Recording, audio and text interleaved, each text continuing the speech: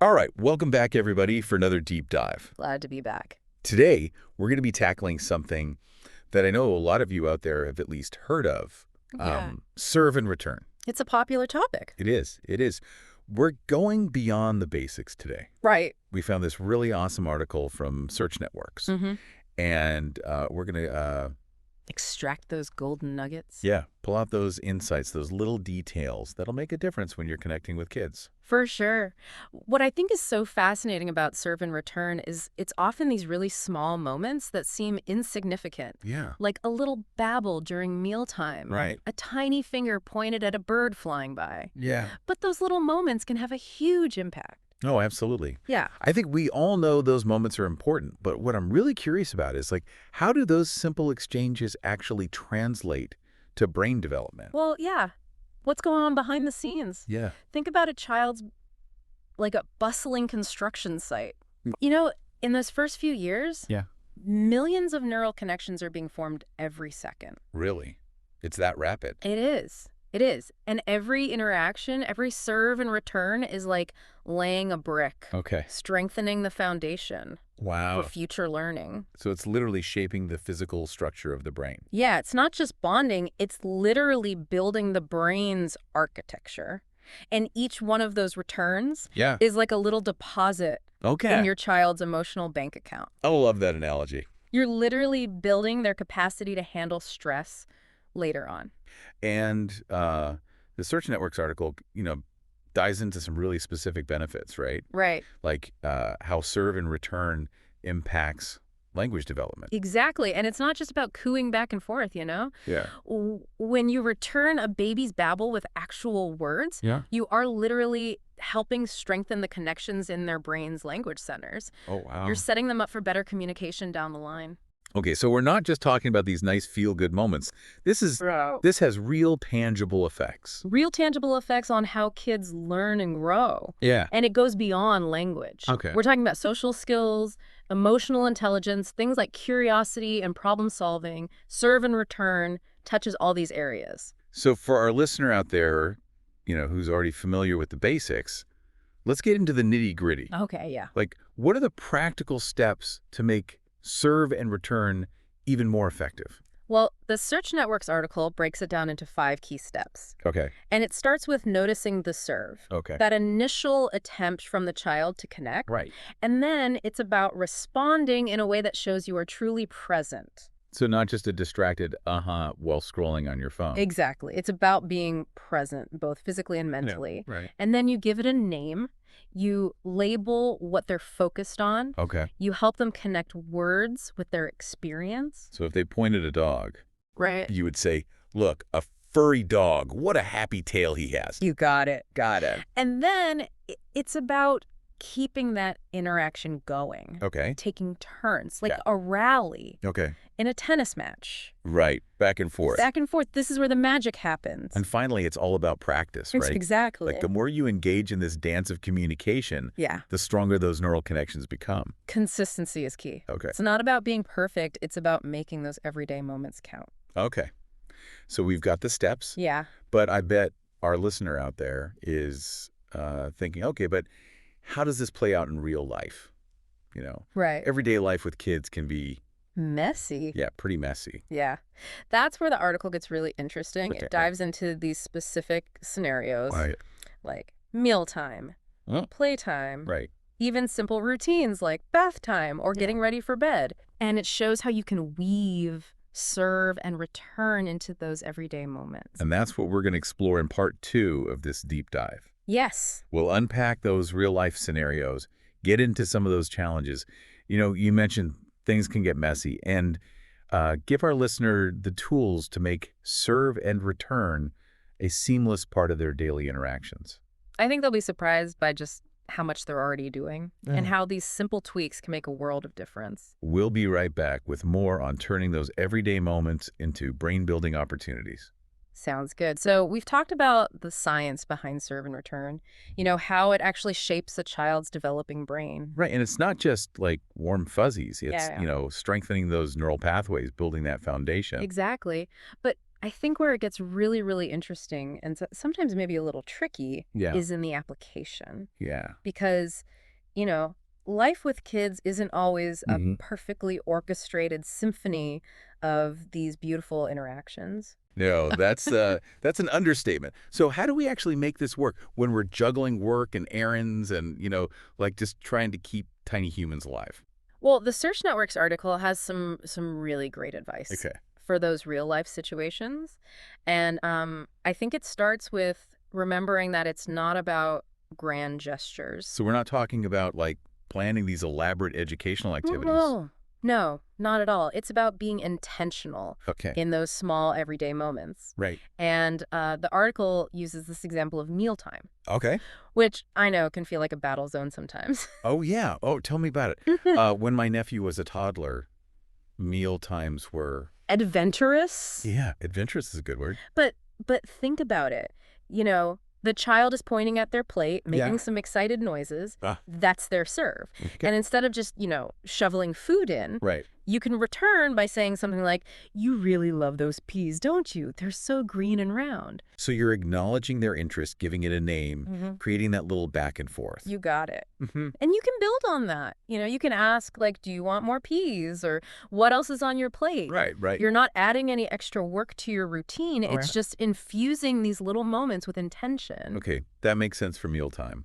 But what about when you're just exhausted? Like, I know the article talks about self-care for caregivers, Yeah. and that's something I think a lot of us struggle with. Yeah, definitely. Yeah. Absolutely. And it's so crucial because when you're running on empty, Right. it's hard to be truly present Yeah. for those serves. It's like trying to build a house with no tools. Yeah, exactly. So how do we balance taking care of ourselves Yeah. with taking care of our little ones? Well, the article emphasizes setting realistic expectations. Yep. You don't have to be on every second of the day. Even 5 minutes of truly engaged interaction Right. is better than an hour of kind of distracted, half-hearted attention. So it's about quality over quantity. Absolutely. But how do we create that quality when we're feeling, stressed or overwhelmed? The article suggests something really simple, just setting aside distractions. Okay. When you're interacting with a child, put down your phone, Right. turn off the TV, Yeah. and really just focus on them. It's about creating that Yeah, like a sacred space. sacred space Yeah. where you can truly connect. I love that, creating that sacred space. But there's always going to be interruptions, right? Like the doorbell's going to ring, the laundry needs to be switched, life happens. Of course. Yeah, and the article acknowledges that. Right. It's not about being perfect, Right. it's about being intentional. Okay. So if you do get interrupted, acknowledge it, and then just gently redirect your attention back to the child. "Hold on, sweetie, I need to get the door, but I'm all yours again in a minute." I think that's so reassuring Yeah. for parents to hear. Mm. You don't have to strive for this unattainable ideal. Right. It's about progress, Exactly. not perfection. Yeah. Another challenge the article addresses Okay. are those times when a child's behavior just pushes our buttons. Okay, yeah. Let's talk about that.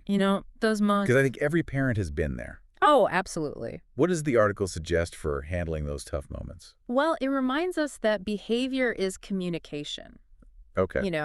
When a child's acting out, it's often a sign that they're trying to communicate a need that they don't have the words for. So instead of just reacting to the behavior, Right. we need to try and understand what's driving it. Exactly. And the article suggests a few strategies for doing that. Okay. First, take a moment to pause and regulate your own emotions. Okay. If you're feeling overwhelmed, take a few deep breaths, count to 10, whatever works for you. Put on your own oxygen mask first. Exactly. Yeah. Then, once you're feeling calmer, Yeah. try to see the situation from the child's perspective. What might be going on for them? Are they tired, hungry, overwhelmed? It can be tough to do that in the middle of a meltdown, but it's so important Yeah, absolutely. to remember that they're not just trying to be difficult. Right? They're communicating Yes. the best way they know how. The best way they know how at that moment. Yeah. And then once you have a better understanding of their perspective, Okay. you can respond in a way that's both supportive and firm. You might say, "I see that you're feeling frustrated. It's okay to feel angry, but we don't hit. Let's find a different way to express your feelings." So it's not about giving in or letting them get away with bad behavior. Yeah. It's about helping them learn how to manage those big emotions. Exactly. And the article emphasizes that this is a process. Right, It's not a quick fix. right. It takes time, patience, and consistency to help children develop those emotional regulation skills. And I think that's where that self-care piece comes back in, Absolutely. because it's so much easier to be patient Yeah. and understanding when you are feeling rested and recharged. Absolutely. So don't feel guilty about taking time for yourself. Hmm. It's not selfish, it's essential. Yeah. When you're taking care of yourself, you are better equipped to take care of those little ones. Okay, so we've talked about handling those tough moments, but what about those times when things are going well? Yeah. How can we use serve and return to like build on those positive interactions? Well, the article highlights the importance of play. Okay. Play is the language of childhood, Yeah. and it's a perfect setting for serve and return. So we're not just talking about like, structured educational activities. We're talking about like just getting down on the floor and playing with them. Exactly. And it doesn't have to be complicated. Right. It can be as simple as rolling a ball back and forth, Yeah. building a tower of blocks, engaging in a make-believe adventure. And within those playful interactions, Yes. there's so many opportunities for serve and return. Absolutely. For example, if you're playing with blocks and, the child hands you a block, that's their serve. Right. You can return by taking the block, adding it to the tower, Yeah. and saying something like, wow, you're building a tall tower. What color block should we add next? So you're acknowledging their action, Right. engaging in the activity, Yeah. extending the interaction. Exactly. Or imagine you're playing a make-believe game. Uh-huh. The child says, you be the doctor and I'll be the patient. Yeah. That's their serve. That's their serve. You can return by stepping into that role. Right. And saying something like, okay, Mr. Teddy Bear, what seems to be the problem today? You're entering their world, Right. playing along with their imagination, Yeah. creating that space for fun and creativity. And through those playful interactions, Mhm. you're fostering language development, problem-solving skills, Wow. social emotional intelligence. It's like we're sneaking in all this learning I know, right? while having fun together. Exactly. I love it. And the beauty of play is that it's enjoyable for both the child and the adult. Yeah. It's a chance to connect, to laugh, to create these memories together. So make time for play. Embrace the silliness. Yes. Let those serves and returns flow. Absolutely. It's a gift you're giving not only to the child, but to yourself as well.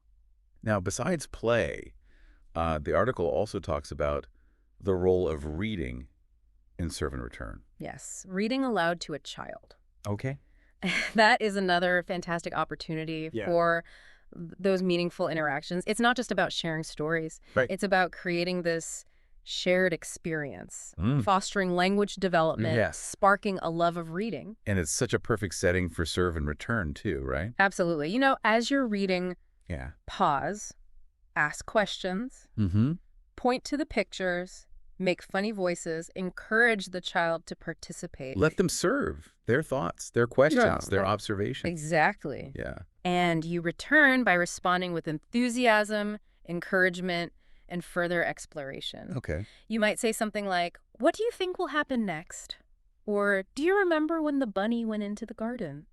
You're inviting them to engage with the story, think critically, share their ideas. And through those interactions, Yeah. you're not only strengthening their reading comprehension skills, Right. but you're also fostering their love of books and learning. So make reading a regular part of your routine. Mm-hmm. Create that cozy and inviting reading space. Yeah. And let those serves and returns flow. Exactly. It's a gift that will keep on giving for years to come.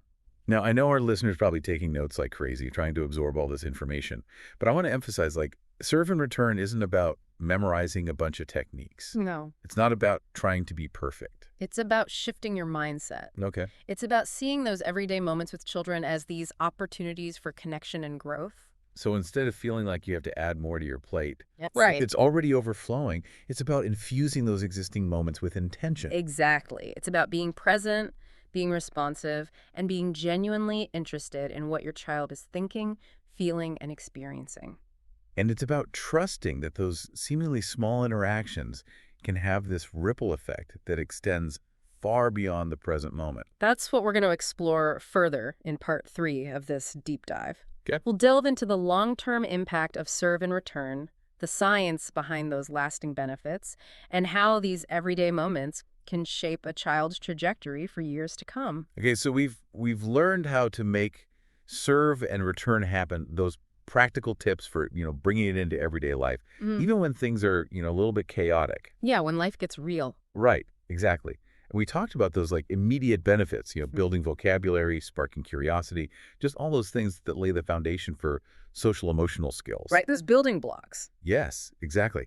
But what I find really fascinating is like that long-term impact. Like, we're talking about shaping a child's trajectory, like their resilience, Yeah. their ability to, like, go through the world with confidence and empathy. Like, that's huge. It is huge, and that's where the research gets really exciting. Mm-hmm. The Search Networx article highlighted studies that show this strong correlation Okay. between consistent serve and return during early childhood and positive outcomes later in life. So, like, what kind of outcomes are we talking about here? Well, for one, children who experience frequent serve and return tend to have stronger social skills. Okay. They're better at communicating their needs, understanding different perspectives, Yeah. and navigating conflict constructively. So it's not just about, like, being friendly. It's about having the tools to build healthy relationships. Absolutely. Yeah. And those strong social skills are linked to, greater academic success, better job performance, Wow. even improved physical health. Okay, so these early interactions can literally have a ripple effect, They can. like across a person's whole life. And it's not just about, like, external success either. Right. Serve and return also plays a huge role in fostering emotional well-being. So like self-esteem, resilience, the ability to, deal with stress and challenges. Exactly. Those early interactions, Yeah. those moments of feeling seen, heard, understood, Yeah. they lay the foundation for a strong sense of self-worth. It's like we're building their inner strength, their ability to like come back from setbacks and all the ups and downs of life. Right. And that inner strength is crucial for mental health. Children who experience consistent serve and return, they're less likely to experience anxiety and depression later on. That's powerful. Mm. It makes you realize how these seemingly small interactions can have just these massive, long-lasting effects. It all comes back to that idea we talked about earlier. Yeah. Those returns, they're like deposits in a child's emotional bank account. And you're building their capacity to handle whatever life throws their way. And it's never too late to start making those deposits, right? Absolutely. Whether you're a parent, grandparent, teacher, anyone who interacts with children, you have the power to make a difference. So what's the main takeaway here? I want listeners to remember that every interaction with a child is an opportunity. It's a chance to connect, to nurture, to spark joy. It's about seeing those serves, a question, a giggle, even like a furrowed brow, and responding in a way that shows you care. It's about being present, being attuned, and being willing to step into their world, even if just for a moment. And just trusting that those moments, those tiny little exchanges, they can have such a huge impact on a child's life. It's about shaping not just their minds, but their hearts and souls. So as you go through your day-to-day, think about those serves, those little invitations to connect, to build something amazing and lasting. Because in those everyday moments, you're not just building brains, you're building a better future. Thanks for joining us for this deep dive. We'll see you next time.